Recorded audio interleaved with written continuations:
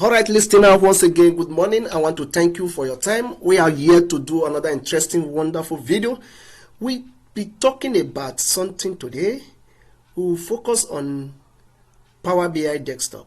Yes, I'm going to give you the intro to Power BI Desktop, and in the subsequent videos related to Power BI, we'll be moving closely. We'll delve deeper into the advanced method and how we can use Power BI to do a lot of data exploration, data fetching, data wrangling, data visualization, and many others. We'll be talking about DAS function, that is data analysis function, with a lot of powerful functions when it comes to Power BI. But today, I'm going to give you an overview insight how we can use Power BI to import data. Probably we'll do a little visualization, and in the part 2 of it, we'll now be going deeper on it to know what and how powerful Power BI is, just as the name implies. It's a very, very powerful tool. Now, very quickly, let's talk about what Power BI is. Okay, what is Power BI? Power BI is a collection of software service, applications, and connector that work together to run or to turn your unrelated source of data into coherent, visually immersive, and interactive insight. Using Power BI will help you to what? Gather all your related data, all your unrelated source of data, irrespective of the source. You can, from here, if you look at Power BI here, if you talk about get data, you can get data from Excel, Power BI desktop, data set, data flow, data server, SQL server, analysis server, text CSV. From web, we can get data. From old data feed, we can get data. So there are many and more features. So it enables us to connect and work together to turn all our unrelated source of data into coherence, and we can visualize it immersively. And it will be, by the time we are properly done with the visualization, we can as well build a dashboard which is interactive. That could be interactive. With a great and proper insight. Making it clear for both expert and novice to understand what you have actually done so far in unveiling hidden pattern, and also creating an insight. So today, now, over the years, some persons have been under, how will I put it? They have been trying to bring out a contemporary idea, or like a competition, between Power BI and Excel, Microsoft Excel. Though they have almost similar interface, but they are not the same in terms of functionality. They are not the same in terms of varieties of functions. In one differ from that of the other. Now, what is the main difference between Excel and Power BI? Excel is used to organize data, transform it, and perform mathematical operations and calculation. While on the other hand, Power BI was conceived as a business intelligence and data visualization tools for businesses. You see, Excel has limitation in the amount of data it can work with. Yes, it has limitation. Now, if we have been able to see that, what is the main difference between Power BI and Excel? In terms of features, when we talk about reporting, when it comes to features, Power BI has more visually appealing, customized, appealing, and interactive reporting. It can give a very nice and customized and appealing reporting. While Excel, on the other hand, reports are simpler and less appealing than that of Power BI. Still on that features, let's talk about cross-featuring. In terms of cross-featuring, Power BI supports powerful chart cross-featuring feature. There is no advanced graphic cross-featuring in that of Excel. You see, there's each and every of these tools or this software, they have their own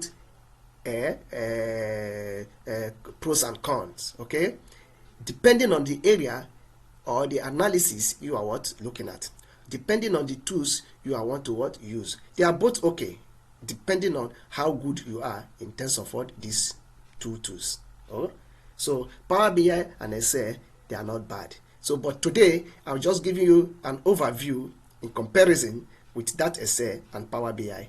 Okay, so today we'll be looking at many features, okay, both on the interface. As you can see, this is the landing page of Power BI. Okay, you can as well come here. If I close it, I open it, this is how it looks like. Okay, we have the home page, we have the insert, okay, we have the modeling, we have the view, we have the optimization, we have the help page as well. Okay, now let's start from that of home page. Under the home page, we have the get data. And here, when we talk about getting data, I can say, okay, I want to get an Excel data. I can click here. Okay, I will come here, open this data here. I say, get me all data set. I say, okay, let me get this shoe data set. Okay, now let's see how it works. It's connecting. Remember the definition, it helps us to connect unrelated data to data from different sources. You see, it projects the data here. Now, you see, it's telling you that, is it a delimiter data? Or you want to turn it to column or semicolon? It gives you all these features, how you want to turn your data to. Okay? Now, again, it's a data type detection. It's a based on first 200 rows.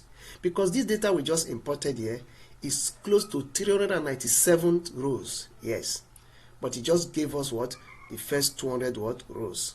If I say, okay, based on the entire data set, if I click here, it will load and give us the whole data set. Look at it. It's very, very plenty. They are much. Okay? They are very much. So now, if I come back here, I look at this place, where as well, we can see many ways. We can say, okay, file origin. We have all these ones. We have a Western region window. We can set our file origin. We can set it to Unicode, UTF-8. You can set it to any of these.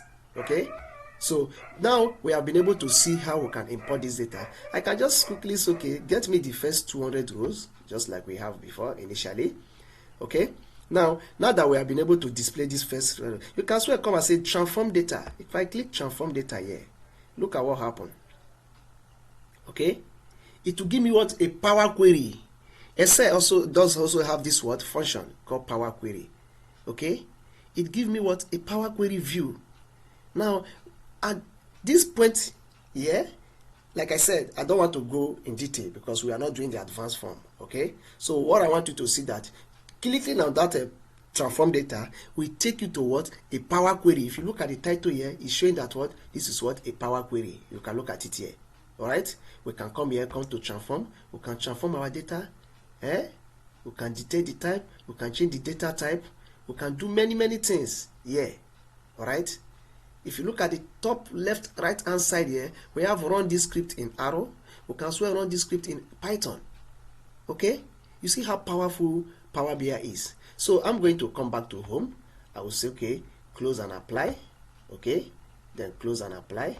All right, that will take us back to where we were before.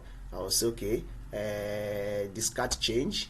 All right, if I discard change, it will still give us our data the way we got it before. All right, now I will now come and say discard. All right, now if I wait, let's give it a little time. It's loading, just exercise patience. Okay, loading data to model, loading data show row. Now okay, now good. Now we can also apply change. Now if we click this apply change, what actually happened here? We are going to see how this data will look like. Build a visual view. Okay, I can as well close this if I don't want to. Now if you look at your data right hand side here, if I click on shoe data, you see all the rows we have. Okay, we have all these rows. Now this is what the report view. In Power BI, we have 3 views. We have the report view, we have what, the data view, and we have what, the model view. Now to see our data, I will click on data view. Hold on. The data will display here. Good. To see our data, you click on what, data view. You see all the data sets showing here. All right.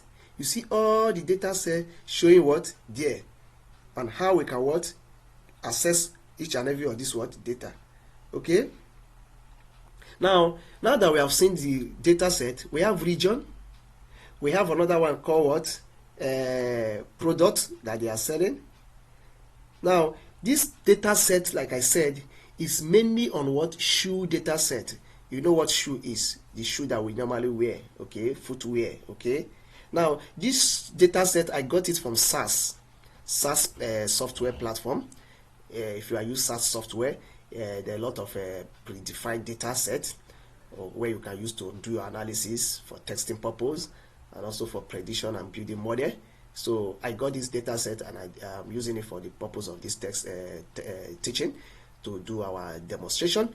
It's a very nice data set. It has been filtered. It has been they have carried out a lot of fixing and wrangling on this data, so we don't have stress again. We are going to use it for our analysis today. Now the shoe data set actually was invented by SAS Shoe, or who invented the SAS Shoe data set. Okay, the story of that SAS Shoe came from what a man called San Antonio Shoemaker. They call it San Antonio Shoemaker. Okay, San Antonio Shoemaker. That is why they call it San Antonio Shoemaker. Family begin with its founder. Now, the name of these two persons, or these founders, one is what, called Terry Armstrong, and what, Liv Hayden.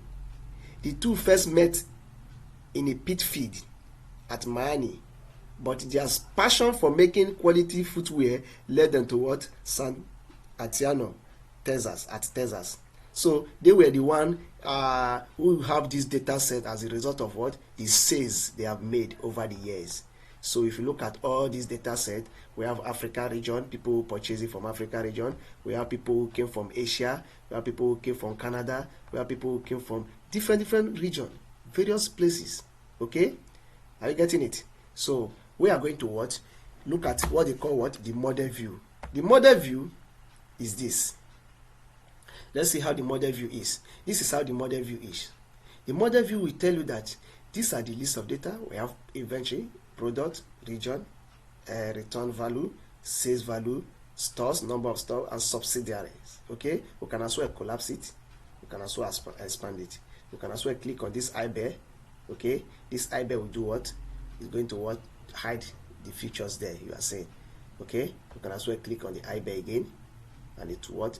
Bring back what, the data set in this manner. All right, now let's come back to our what, report view. What we are going to do here is this. I'm going to come here. We are going to build a simple dashboard. Okay, we're going to build a simple responsive dashboard. Okay, using these visualization tools that you are seeing here. There are a lot of tools you can talk about. You can get more view, visualization, import a visualization from file, remove a visualization, and restore default visualization. All these are visualization what tools. We have one called stack bar chart. We have another one called what, stack column chart. We have another one called clustering bar chart. We have another one called clustering column chart. We have a stack bar chart. We have a stack column chart. We have a line chart. We have many charts, area charts. Talk about it. Pie chart, donut chart, as many as you can mention. We have a gauge chart as well. So we are going to use this visualization features, okay, to plot our chart and make a meaningful insight and build a responsive dashboard as well. So to do that, if I'm to come here, that's okay, I'm going to get first. Let me get this data. If I click it, it will come here. All right. Don't forget, we have something like this. Now we have this. It's all right, don't worry. We have this one. I'm going to come here. I have this. We just imported this chart called what? Stack bar chart. Now under this stack bar chart, I'm going to come here. I'm going to pick. If you look at our data view, we have region, we have product they sold, we have the subsidiary, we have the stores. How many store in Addis Ababa? We have 12 store. How many store in Nigeria? We have this one, and different subsidiary under different what region. We have sales. So our aim is to look at the sales, okay, and the inventories, okay, and the number of return value. You know, most cases you find out that customers, we have experienced this one, maybe one way or the other.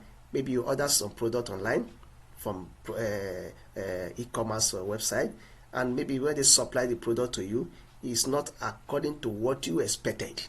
So we have return. So in Addis Ababa, store 12, close to 769 products were returned. Okay, and as well as some other country, look at it, the return products. Okay, now let's go back. Don't forget, we are looking at what says inventory and reports, return values. Now let's come back here. I'm going to come here and say, okay, at the y-axis here, we have axis here, we have x-axis, we have what? Y-axis. Now I'm going to come and pick my sales and put it what? On x-axis. Okay. Then my y will not be what? On the region where this says took place. Now you see the plot. You see how the plot looks like. Okay. Now it's showing me that in Middle East has the highest sales. Okay. Middle East has the highest sale with the sum of sales of 553,177 naira 9 kobo, depending on the currency you are reading it at. Okay, in United States, followed by what? United States, followed by what? Western Europe, followed by Canada, followed by Central America, followed by South America, as well as what? The least here we have in what? Asia. Asia country has what? The least sales. Okay, with the sum of 460,231. Okay, now this stack bar chart has given us what? This view. This is the what? Region. And this is the sales. You see how powerful Power BI is. It gives you the title and give you the what? The axis and stack it for you. Now we are going to look at another thing here. Let's use what they call let's use this one. Let's use this line chart. If I come back here, if I come back here, I'm going to come here and click this chart. Okay, then alright, then we have gotten this. The next I want us to do is to plot what? This chart here. Alright, I'm going to take it up here. Let it be at the top here. Good. Now what we are looking at here, if you look at the functions here, we have sales. I'm going to put sales on the x-axis. Okay, now we have the list of stores, and first let's not forget that all these sales, we have to get the product that they are selling. So we are going to come here. Let's say on the legend, I'm going to come on the colon legend after I put this y-axis here. Okay, alternatively we can say, okay, take out that product here, put it on what? Colon legend. Okay, fine. Now when I come on and say put this one, the store, on this line. Alright, though the chart will look somehow, but I will try as much as I can to interpret it. And again, we are going to come back here and say, okay, the subsidiary, we can put it here. Alright, good. Now if you look at this plot here, it's not that too okay for me. I'm going to do something better. Let me do something better. let me use a good function of let's talk about all right, let me use this. Let me use a waterfall chart. Let's do make do it waterfall chart. If we have that category, under category, I'll say let's categorize them based on what region. Okay, I'm going to categorize them based on region. Then the breakdown should be on what? On the sales. Okay, and also on the y-axis we are going to pick up what? The product that is sold. Good. All right, then we are going to come back here. If we wanted a 2 peak, if we want to decide to say okay, the inventory, it doesn't mean. Now cross reports, I'm going to on my cross reports. All right, now this is our plot. This is a waterfall plot. Okay, if I expand it, you see how it looks. Okay, this is what a waterfall plot. Now here we are seeing this region here. If you look at it closely, we have regions. These are the regions.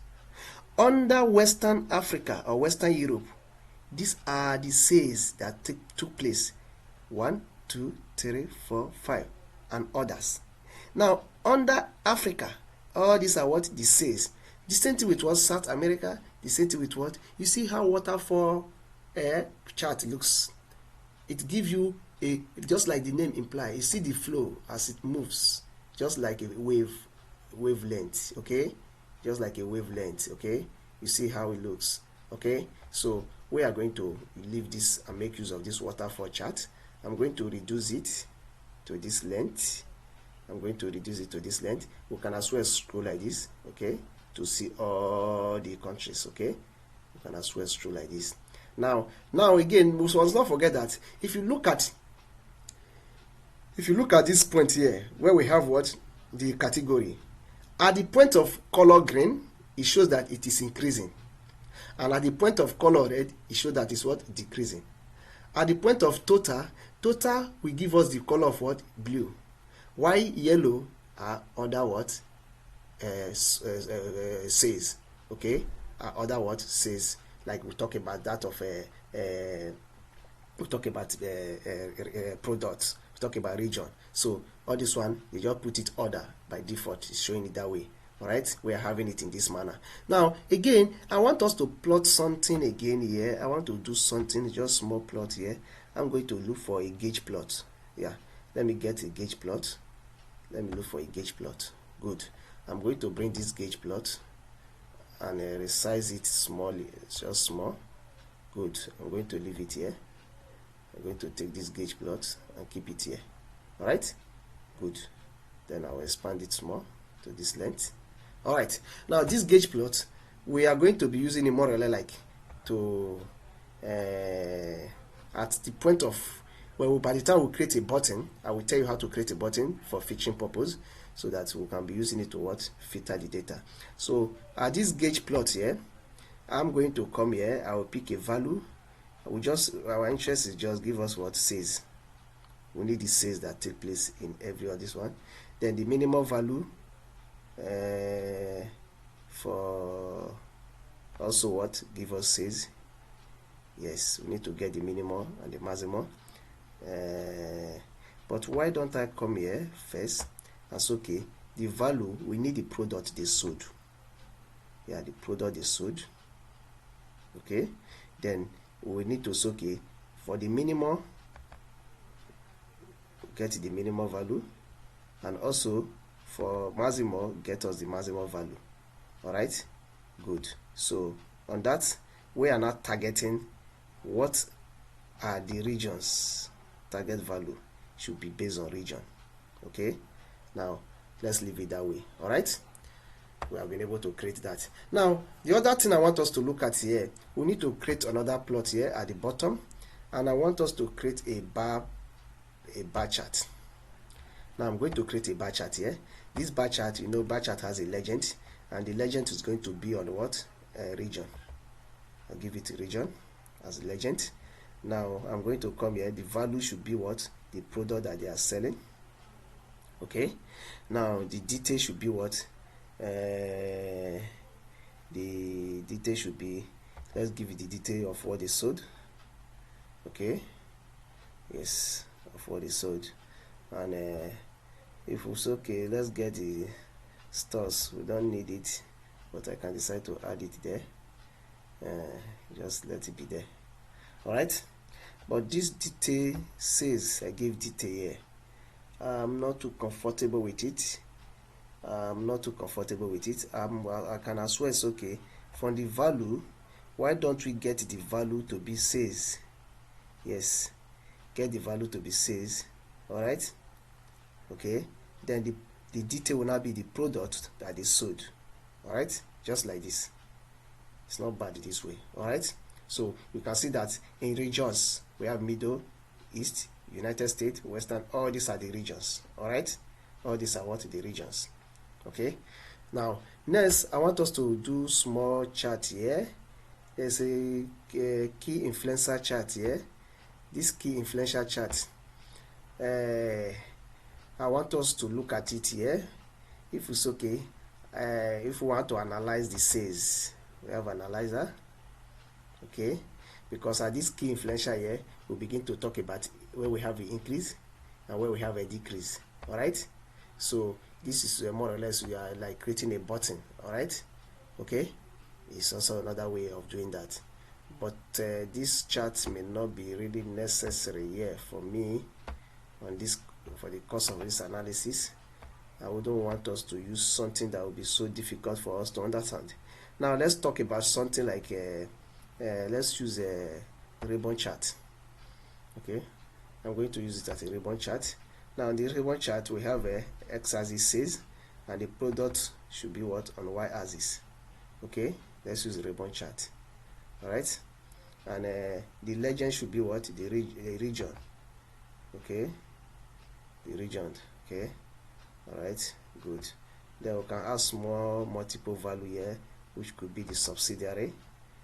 All right, subsidiary there. Okay, good. Now this small, you see how it looks like. Now I'm going to scale it a little. Okay, you can as well scroll up. You see all the countries. You see all the country and their values. Okay, you see their countries and how it looks like. Now, lastly, I want us to use one of these tools here. This is called a pagination report. If we are using a pagination report, that time, this is how it look like, and I wouldn't want us to go into that detail, please. I wouldn't want us to go into that detail. Let's just stick to what we have before. Let's use this one that we have already. Now, lastly, I want us to use this one. Let's come back here. I'm going to create what, a donut chart. Okay, let's use what, what is that, a donut chart? Yes, I'm going to create a donut chart. Now I'm going to create a donut chart. Now I'm going to come here. On this donut chart we have the legend to be what, region. Okay, and we have what, the values to be what, the sales they sold, and also the detail should be what, the product that they sold. All right, good. So if that is okay, I would have loved to say, okay, make it this way. All right, now we have this, and after that I can close this place so that we can see.